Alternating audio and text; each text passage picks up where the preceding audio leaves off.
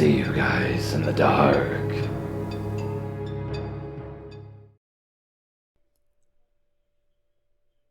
Four or 5 years ago, I met a complete nightmare.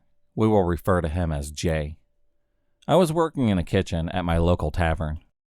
I had left one industry a few years prior, and I was trying to figure out my next step before I wasted any money on schooling. I was taking my time, getting good at guitar, and learning a thing or two about cooking while working in that kitchen.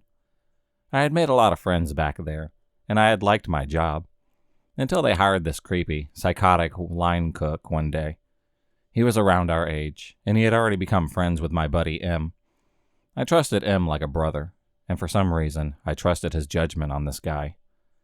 My first impression of him was not horrible. I just thought that he was some hippie dude with weird-looking tattoos, and seemed pretty chill. People had told me that I came across shy, and that I don't open up so easily. It had even taken me a while to open up to my current group of friends. I wanted to prove them wrong, so I welcomed Jay into our group with open arms. I typically worked on salads and prep. I kept begging our chef to let me work behind the line. He would let me run fryers on a slow night. He preferred male line cooks, and now I see why. Jay was back there running the grill, and I let the new guy show me a thing or two since he had been a line cook for quite some time. I was nice to him, and he volunteered information about himself. He asked me what I liked to do for fun, and I told him that I played guitar. I loved talking about music with everyone, so I mentioned a few of my favorite bands and my favorite guitar player. I hadn't hung out with anyone in a couple of months outside of work. We had just ended busy season, and I usually am too beat up to do anything after work. Jay offered to take me fishing. I was unsure, so I asked my friend M if he thought it was a bad idea. Him and his girlfriend both told me that he was a great guy, and that I have nothing to worry about. I told Jay that I would go only as friends. He said that was just fine, just being friends with me, and that later we could meet up with M and C. M's his girlfriend. I ended up getting a late start that day, and I was a little late. I received a call from Jay, and he spoke to me in a stern voice. "Where are you? You said that you were going to be here at a certain time, and you're not here." I did not understand how he could be mad at me for being late. I have had friends show up 20 minutes late, and I didn't care. If anything, I would call to make sure that they were okay and hadn't gotten into an accident or anything. Usually they are late because they take their sweet-ass time to get ready, and I don't mind because that's how it is with friends, just casual. I started to feel concerned that M and C were wrong about this guy. If it wasn't for them being a part of the plans, then I would not have come at all. I knew nothing bad could happen if they were there. They were both very protective over me, because they understood very well how I was with new people.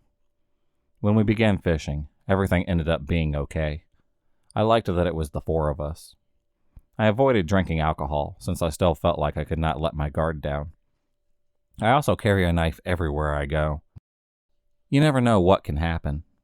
The next day that I worked, I walked into the kitchen, and I hear Jay yell, "Hi, Sabrina," loud enough for the whole building to hear. I was mildly annoyed, but I was not comfortable enough to let him know. I let out a quiet hey and began working. I noticed that he kept staring at me, and it began to make me feel uncomfortable. Some of the other line cooks noticed that he seemed to pay a little too much attention to me. Everyone knew how I was. I was not interested in a relationship with anyone, and I liked my space. They attempted to warn him, and he did not seem to want to listen. He would find any excuse to come over to my line and talk to me. He began talking about the band that I had mentioned, and my favorite guitar player. He seemed to have a lot of knowledge about the topics that I had mentioned that I was interested in. I told him that it was not a subject to focus on at work when we were busy. He seemed unbothered by the attempt to push him away. Whatever. One day I received a random text from Jay. It said something along the lines of asking me out, and if I possibly wanted to be more than just friends. I was anxious about telling him the truth due to the fact that he seemed like he was really into me. I had to tell him the truth, and surprisingly, he seemed okay with it. He became good friends with one of my close friends, S. She seemed like she instantly took a liking to him. She was engaged to another man who was the father of her child, and he seemed to become friends with her family. Later on, I found out that he had told her that he was obsessed with me, and she seemed to be okay with that. I wasn't after he seemed to be at ease that I only was interested in friendship. I felt a sense of relief. He then told me that he tries to hang out with his friends every chance that he gets. I told him that I was different, but he tried to persuade me to go out more. At this point, I was not interested in hanging out with him ever. Every time the schedule would come out, I would see him staring at it for a long time. It looked like he was trying to see when everyone was working. After viewing the schedule for several minutes, he would clodhopper his way over to my station and inform me that M, C, and him all had specific days off, and it was my day off too, and that I should try to hang out with them. I told him that I was busy, and he expressed irritation. He would try to convince me to come, and had already created these elaborate plans in his mind. Anytime that N declined plans with J, he would grow irate. This was beginning to get out of control. Another instance, he became angry with M when he canceled their plans to hang out. I witnessed him texting M saying, "Are you sure you don't want to hang out today? I was really looking forward to it." J knew that I enjoyed hanging out with M and C, so that was his plot to get me through to them. Later on in the story, M informs me that J was at his house at least 6 days a week, and most of the time he spent it talking about me. No wonder why the guy canceled on you all the time. He started showing up to work wearing t-shirts with my favorite guitar player on it. It seemed like every day he would show up with a different shirt on him. I could tell that he was trying to get me to notice it, and I was not sure how to react. I also used to braid the strands of my hair by my temples. I have naturally curly hair, but for some stupid reason, the hair on my temples do not curl as much. So I would braid them. He commented on my braids one day and told me that he did not know how to braid. I told him that it was easy and did not think much of him asking me. I then overheard him talking to my friend S a couple of hours later. "So you have to teach me how to braid. Can I come over to your house and you can show me?" I heard them conversing about making plans to teach him how to braid. "Really, S? You are a mother of a small child, and you are teaching a 30-year-old man how to braid?" I don't know. The whole thing sounded pretty strange. The very next day, he comes to work with braids exactly like mine. Okay. Then I noticed him staring at my uniform shirt. The tavern I work at has several different styles of shirts for our uniform, and we all sell them to the public. I was wearing a woman's zip-up.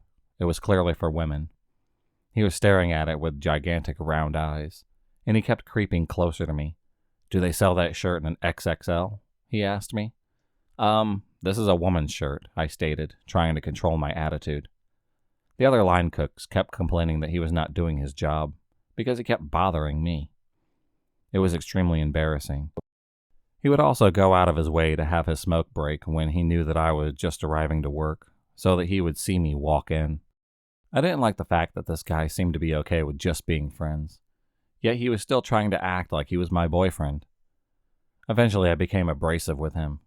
The situation kept escalating into psychotic meltdowns. Sometimes it is hard for me to control my facial expressions when I'm irritated.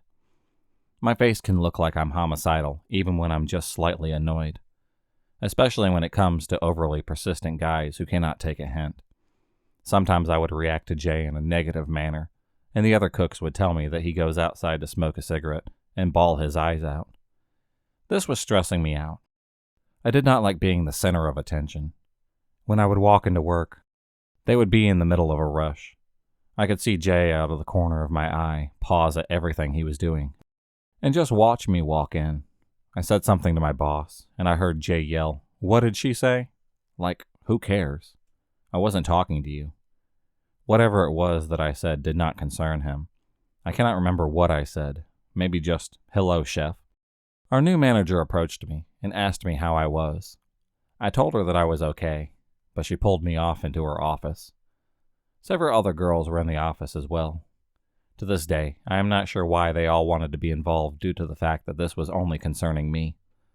Another girl that had experienced sexual harassment from another cook, who no longer was employed there, was standing in her office.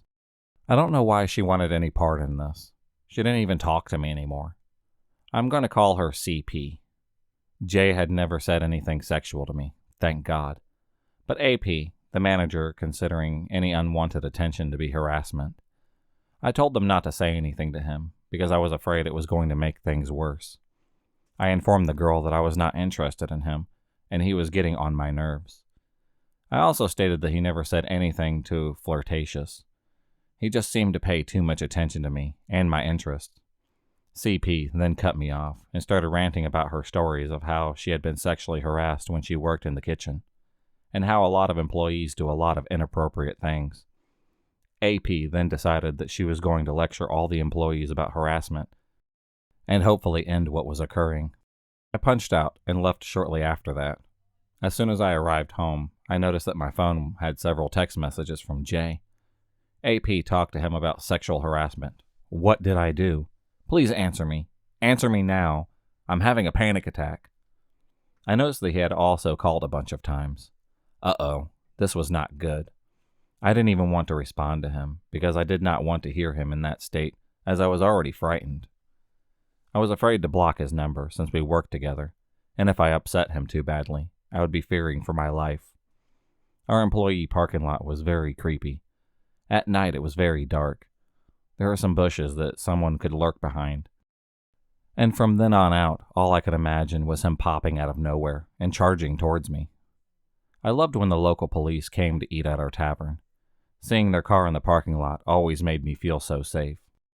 After that night, he stopped talking to me altogether. He even stopped talking to most of his friends except for M and S. He was probably still okay with C, but she was front of the house, so I do not see a lot of their interactions. People kept asking him what was wrong, and he could barely reply. His eyes were all bloodshot like he had been crying all night. All that was said to him was brought on by himself. He had seen all of us ladies huddled together in the manager's office and asked, "Why are you guys in there so long? Is everything okay?" Well, buddy, you wouldn't have been interested to know if I wasn't in there. I know that AP was going to lecture everyone about harassment issues, but she wouldn't have brought me up if he came in and asked her. He did not talk to me for a few weeks. It was a wonderful break from that overbearing, clingy, desperate act that he pulled off. Yet I was still concerned as to why he was this upset over this. He barely even knew me. He acted like he owned me just because he knew a few of my favorite bands. I was hoping and praying that anger was not bubbling up within, and that he would not snap and kill me one day. I know what you're thinking. Why don't you just quit? I loved my job, my boss, my friends. It is difficult for me to settle into a new place without familiar faces. Later, I heard that he wanted to quit because of me. The chef told him to leave me alone, and that everything would be fine. He didn't just leave me alone. He completely avoided almost everyone just because he found out that he made me uncomfortable. Also, the first day that he showed up, he was wearing a band hat of my favorite band. What the hell? He told Chef that he didn't like wearing baseball caps. This was clearly a baseball cap. Then I remembered before he went completely psycho, and I was just getting to know him a little. He asked me what I wanted for Christmas. I told him that I didn't care about receiving gifts all that much, but I only asked my parents to get me cheap little rock band baseball caps that I could wear to work. We were allowed to wear any type of hat that we liked as long as we had the restaurant logo on our shirts. Could he have bought that as a Christmas present? It was pretty creepy. A few weeks had passed, and Chef put me behind the line. Jay was back there, so I just tried to keep my head down so that I could prove to Chef that I could do this job. All was quiet, just as I expected. It was not a busy day, so I was able to filter fryers out fairly early. I was done with all of my tickets, and I went behind the stairs in our kitchen to grab the equipment for filtering. Jay passed me and said, "So you're just never going to talk to me again?" I probably should have ignored him, but the extreme silence was uncomfortable. I explained to him that his actions were making me feel uncomfortable, and that he should not force himself into people's lives. I did not want to fake being nice to him, but I was fearful of him.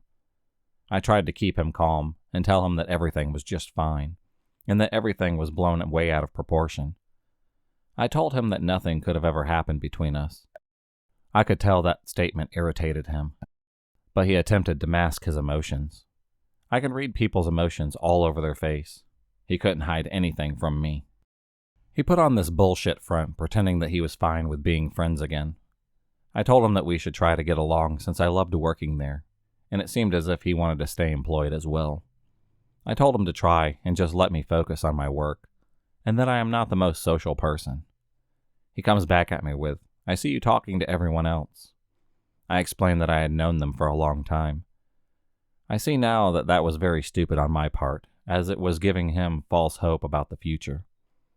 After our brief conversation, I felt things were slightly smoothed over. I was hoping by now that he would understand my boundaries and just treat me exactly how he treats everyone else. I was very wrong. Immediately after, I noticed him standing idle watching me set up my filtering equipment. I asked him, "What are you doing?" He just replies, "I've never done fryers before. I wanted to see how it was done." Really? In your 10 to 15 years of cooking, you've never had the chance to learn how to set up filtering equipment? A few months later, I asked M if he ever watched him while he was setting up fryers. He tells me no. Jay only treats you that way. Jay starts to blab off about things that he knows that I'm interested in from before. He tells me that he wants to learn how to play guitar now, and he was going into detail about what type of guitar he was going to buy. All the equipment that he wanted to purchase. He kept asking me if I knew what a specific brand was, or what types of strings I use, and whatnot. Keep in mind, filtering out the fryers is extremely dangerous. If I set something up the wrong way, things will go completely sideways. Filtering fryers requires a few tedious steps, and if you do not do this daily, it is easy to forget these steps. Since I had only been on the fryer station a couple of times in the summer, I could not remember all of the steps because it had been a couple of months. Completing this task required deep concentration until I got back into the motion. I could not think with him flapping his lips and asking me millions of questions. It is bad enough that I already have a terrible case of ADD. I told him to leave me alone, please, while I'm filtering fryers. He did not seem to be affected and kept quiet. As soon as I had completed the task, he started blabbering on again. I acted uninterested, and he bluntly asked, "You don't want to talk to me, do you?" "No, ya think?" I guess I'm back where I started. I have to put up with Crazy Jay following me around the kitchen asking me a bunch of questions, trying everything in his power to hang out with me. I felt like I couldn't even hang out with my friends M and C anymore because I was afraid that he would be there. Sometimes I would go hang out with them somewhere, and he would just show up. S was totally on his side. I was starting to wonder about her. She would have me take her to another local pub on the other side of town, and then he would be there. I could tell it was planned because she had me open up Christmas presents from her up there, and earlier I had heard him tell her that he wanted to see my reaction when I opened up her gift. What the hell? It was a record from an album that I liked from the 70s. Everyone who knew me knew that I was obsessed with this particular band, so naturally it became his obsession too. He even had her record my reaction on her cell phone. All his idea. That night at the pub, 2 different guys started talking to us. I talked to one of them for a little while. He had a unique name, and I commented on it. We started talking a little bit. I could see Jay out of the corner of my eye, snarling at this dude. This bar usually has a karaoke on particular nights too. One night, quite a few of us were up there doing karaoke. I don't really like to sing, but the woman who runs the karaoke lets me plug in my guitar, and I just play along instead of sing. I would normally have my friend M sing along instead. His voice is phenomenal. One night I went up to play a tune, and in the middle of the song, I lost all of my sound. I was up there with someone else anyway, so I just sat down at my table next to a cute guy. Jay was lurking close by. He crept up behind my shoulder and asked what happened. I responded with, "I really don't know." And before he could say anything else, I turned to the hottie next to me and started talking to him. I could hear Jay trying to peel me away from this dude. Sabrina. I just kept ignoring him. He was getting fed up, so I turned and said, "What?" in an impolite manner. He accused me of cutting him off and brought up the fact that I don't like to be cut off, so I'm basically a hypocrite. He was basing this off of an incident that occurred between me and the sous chef when he cut me off, and I explained to him that I did not appreciate that. Jay overheard and took note of it apparently. I told him I thought that he was done talking and that I was busy. The attractive guy that I was talking to lost interest. He probably thought that I was dating Jay. Ew. Jay really screwed that one up for me. The week of Christmas, I had participated in a Secret Santa gift exchange. I had already received my gifts, and I had given mine to my friend Kay. I noticed that there was a big red box at the end of the drive bar at the back of the tavern. It had my name on it, and I wondered who it was from. I knew that I had already gotten all of my gifts. We were not allowed to spend over a certain amount. It didn't say who it was from, but my so-called friend S ended up spilling the beans. Yep, it was Jay. Great. He lurched up towards me and told me to open it. Is it a bomb? I joked. I told him I would open it up later. Frankly, I was terrified of upsetting him again. I had no idea what he would do. This was totally unfair because I loved that job and didn't want to leave. Did I have to pretend to accept it? I told him that I would open it later on. I opened it in my truck when I was waiting for it to warm up. There were at least 15 items in this box, all related to the particular band that I mentioned that I liked. There were necklaces with their logo on it, a couple of shirts, a hoodie, all kinds of hippie jewelry. A lot of it looked like stuff that I would wear too, as if he was paying attention to my style. I did not bring them into my house. The next day he crept up on me and asked me when we were going to hang out. I basically told him that he couldn't buy my affection, and if he was expecting that, then he might as well just take everything back. He shut up immediately and did not talk to me until the spring. Things were back to being awkward and silent again. This time he was still talking to everyone else in the restaurant. At least he wasn't letting me ruin his life. It made me feel a little bit at ease, but every now and then he would make a rude passive-aggressive remark about me where I could hear it. It would sound something like this. I don't know if you noticed, but some people around here don't know how to do blah blah blah, or something really dumb like, someone I used to think was a lioness is actually a warthog. Who says that shit? It's lame. He would go out of his way to avoid being near me, which was exactly what I wanted. All I needed was the snide remarks to end, so I just did my job and didn't look at him. I found the entire act to be extremely immature and pathetic. I would dread the days that he would work behind the line for breakfast or lunch when I was on prep. At the end of each shift, I would have someone walk me out to my truck if the police were not out there. This irritated him, and I could tell. When spring arrived, we began to get slammed again. Chef let me help M behind the line again. M said that he saw an improvement in my skills back there. They hired a new guy, and everyone was giving him shit about being green. I was nice to this kid, but he eventually ended up quitting because everyone else hurt his feelings. Jay was especially mean to him and tried showing off in front of everyone how much better he was than them. It was around this time that Jay finally removed the stick that was up his behind. He was speaking to me yet again. We had to work alongside one another, and obviously we had to communicate. At first it seemed as if he was over me. I was not overly nice to him to ensure that he never has the chance, and did not want to lead him on for his sake, and mine. I treated him like I would treat anyone else, especially because of his past behavior. He started his bullshit again when he saw another coworker hug me. This guy was not attractive at all, and we were just friends. I saw him notice and react to it. Hours later, it was about time for me to clock out. I had gotten a ride that day from my mom. I do believe that my truck was getting work done on it. When I don't drive, I usually have a beer or two.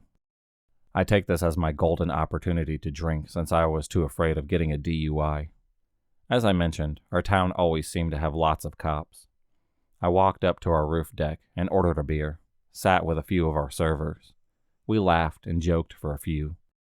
I kept consistently checking my phone to see if my mom had arrived. I didn't like to keep her waiting. I look over my shoulder and see Jay awkwardly clomping his way over to our table as he locked eyes with me. He just stood there waiting. He was all decked out in his rock and roll tee. Even though we were only supposed to use our restaurant logo, one of the servers jokingly comments, "This guy over here is a closet Britney Spears fan," and Jay takes it all personally and gets angry. We all decided to get up and walk downstairs. I personally got up because I wanted to peer over the balcony to see if my mom had arrived. Jay attempts to walk directly beside me and asks, "Are you leaving?" I replied, "I don't know yet." Since I had not seen if she was sitting there yet, Apparently, he did not hear my reply because he stormed past me abruptly and shouted something rude at me. Something along the lines of me being a bitch because I ignored him. I just then received a text from my mom that said she had pulled into the parking lot. I was going to make my way outside when I was stopped by Jay. "Can I give you a hug?" he asked me. Wait, what? Then he just hugs me. Okay, weird. I was guessing that he saw me hug that other employee and became jealous. I hurried up and hugged the chef goodbye for comfort afterwards. We were good friends at the time, and I think he knew why I needed a hug after that. Chef and I had planned to go see a concert with his wife. Jay, of course, wanted to be involved. I think that Chef thought that what happened last year was blown over, and the hug incident wasn't a big deal. The ticket originally was for my friend S.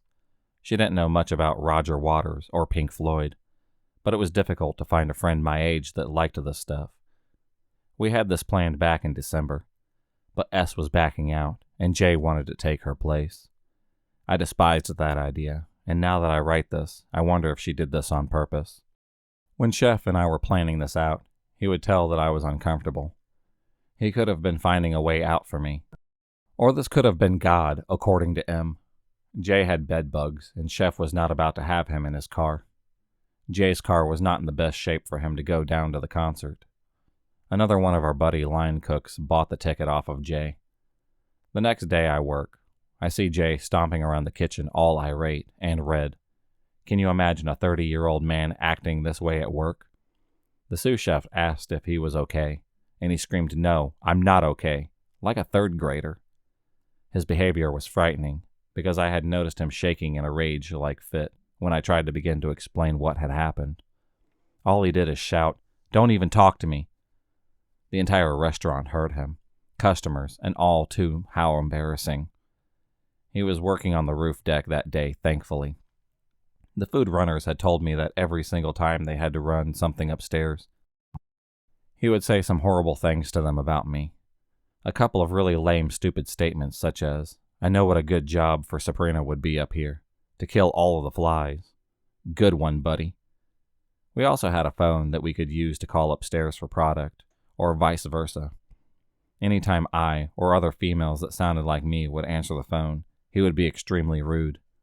He would specify to the person on the other end of the phone that he did not want me to run any food up. Why would I want to? It was not even that busy upstairs, but he would lay on the ringer. It would continuously ring, and I nervously picked up the phone. My hands were shaking so badly that I dropped the phone. I thought that it had hung up, so I hung it back up on the wall. I was sure that I broke the darn thing. Anyways, he comes downstairs screaming at the top of his lungs, calling me a dumb bitch, asshole. There was no way that I could explain what had happened, and he probably deserved worse than that. The poor baby should have just called downstairs again. The sous chef asked me why I hung up, and I told him what happened. I was frazzled, annoyed, and upset. The phone had slipped out of my hands. I felt strange for the rest of the day. My head was fuzzy. I had went into like a strange shock and could not focus for the rest of the day. After work, I texted him and explained that Chef did not want him in his car due to the condition of his house. He did not want bed bugs in his new vehicle, and it didn't have much to do with me. His best friend, M, was the one who was trashing him to Chef. Later on, I found out that Chef had just told him that he couldn't ride with him, because his wife and I had already made plans in the area close to the concert. He asked if he could go with us to whatever it was that we were doing, and Chef told him no. That is what he flipped out about. He assumed that I was uncomfortable, which I was, but a lot of it had to do with the bedbug situation. Looking back, I don't know why they didn't fire him over that. He ended up finding another job, and one day I had taken a Saturday off for another gig. I find out that he called off and pretending that he was sick since I wasn't going to be there. Chef saw right through it and fired him. It was his last week anyway, so they just told him not to complete his remaining 3 days. I still cannot believe that they did not take this action sooner. They could have just let him go and made it about something else for my sake. It has been 3.5 years, and thank God I have not seen Jay. I hear that he lives a few towns over and doesn't have a car and sells drugs out of his house. I hope to God that I never run into him again. I was only 17 years old when I first met A. All of my life, I had wanted to be a part of the movie industry like most kids do, so I jumped on the opportunity when the film industry started booming in my home state. I was an extra in a film they were shooting a few towns away from me. On any movie set, they would hold extras in a giant waiting room. We wait for the opportunity to be used for the scene when they needed it. The gymnasium that held us in was huge and held lots of people. I found a small group of boys to hang with while we were waiting. I've always had more guy friends than girlfriends, as I have more in common with them. Another strange kid joined our group. That is who I'm referring to as A. We could tell that he was different, and all of us in the group were easygoing and accepting of everyone. We became good friends by the end of the 2 weeks that they used us for the film. We all added one another on Facebook so that we could let each other know when other projects were in town. I had not heard much from him in the next few months. I graduated high school, and I was just enjoying my summer with my friends and family. I was not planning on going to college yet, as I did not know what I wanted to pursue. Out of the blue one day, I received an email from the casting director about another film coming to town. I jumped at the opportunity, of course. Arriving on set for the first day, I did not spot any of my friends from the first project, except for A. I was lingering by the craft section table, grabbing a few snacks, and I noticed him walking towards me. I said hello to him, and he gave me a half-assed hello. No big loss there, I guess. I was not sure why he was being a dick, and frankly, I did not care. I ended up having a wonderful time working on that project, and I was sad when it was over. I had interacted with A later on in the shoot, as it lasted for several months. He warmed up to me again, and of course, I was pleasant to him due to the fact that I could tell he was different, and didn't want to be biased against someone who may have a slight mental disorder. A few weeks after the project ended, I began receiving Facebook messages from him. He would ask me how I was, and I'd be cordial to him. He would talk to me about projects he was working on or planning to work on. He seemed like he was trying to work his way up in the industry, desperately. I could tell he was lonely, so I figured everyone could use a friend. Keep in mind, at this time, I was approximately 18, maybe 19 years old. I was a very naive and sheltered young lady. He could sense this about me, and cruelly attempted to take advantage of that.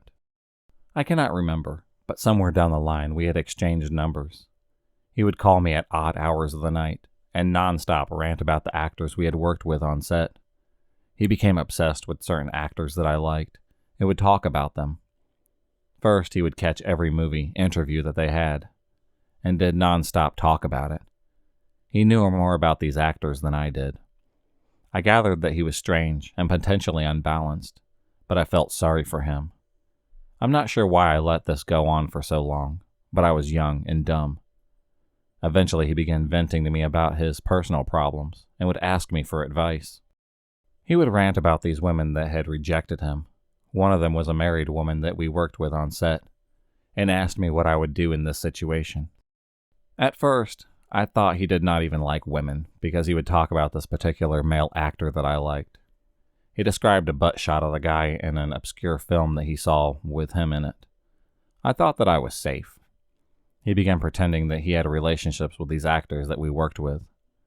At this point, I knew that it was all bullshit. One day I called him out on it, and he completely flipped out on me. He would not shut up about it. He kept shouting, "What do you think, I'm a liar? Why would I make this up?" We were bottom feeder extras. None of us really know any of the actors. I finally said to him that I was joking so that he would just calm down. Next thing I know, he is confessing his love for me. I tell him that is kind, but I only think of him as a friend. Wait for it. He flips out again. This is when the damage starts. He calls me a stuck-up wannabe. Tells me that I think that I am too good for everyone, and I am a diva princess. Not even close to being true. He completely blew up my phone with terrible, rude messages. I would get 10 to 15 messages at once. He accused me of only wanting to be in the movie industry so that I could be around celebrities. Really? That is all he talked about. I had to listen to him rant about them for hours. I was not going to be nice anymore. I replied with, "I tried to be your friend because I figured that you needed one. You seemed down at the time, but forget it. I could not change my number because of work-related reasons. By now, I had my number in several different databases so that I could know when projects were coming to town. I loved what I was doing, and I was not going to let a stand in the way of it. I blocked him on Facebook and just began ignoring his text messages. He still continued to send me stupid texts every day. He would send me a sigh or a whatever. The first few days or weeks of ignoring him, I would wake up to 10 to 20 horrible, evil text messages. At the time, I was an overly sensitive girl, and it did not sit right with me. I acknowledged the fact that this guy is clinically insane, and that I was no longer going to be the nice guy. I began working behind the scenes as a production assistant. I was told by a fellow PA that I should start listing credits on IMDb because potential employees will look you up. He recommended I list every production that I've worked on so that they knew how to handle myself on set. I did so. A few months later, I noticed that one of the users commented on my page. It was a very rude, snide remark. It was definitely considered slander, so I reported it. I clicked on the username and saw that they had commented on other members of our local community. They had made false derogatory claims about some of my friends, and I reported those comments as well. I looked further and noticed that they had made stupid comments about a few more famous actors, the same exact ones that A ranted about for hours and months before. I could tell it was A by the style of the writing, and the things that he had spoken about them working on. Some films that weren't even all that popular, and even the exact same phrases that he had said to me on the phone. I knew exactly who was trying to slander my friends and I. I found every reason to report his account, and eventually everything was taken down. I couldn't do much about the bigger named actors, but at least I could protect my local film family. How pathetic can you be? Just because a group of women politely reject you, you're going to lose your shit? There are a lot of weirdos in that line of work. It attracts lonely people who wish for something better for their life. Eventually, I left that industry, not because of this individual alone. Through the years, he would try to contact me.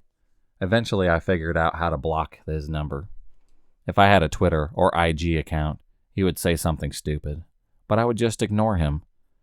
I was a bridesmaid in my friend's wedding. To her bachelorette party, we wore what we wanted. We weren't matching, and in the photo, you could not tell which one was the bride. I had it captioned, "Bride-to-be." A few hours later, I noticed a comment. It was A. "Are you getting married?" Sigh. Seriously? What did he care? I rejected him 7 years prior. Did he think that he had a chance? If you enjoyed this video, please subscribe, like, and hit the bell for notifications on future videos, and become a stalker of the night. And I'll see you next time.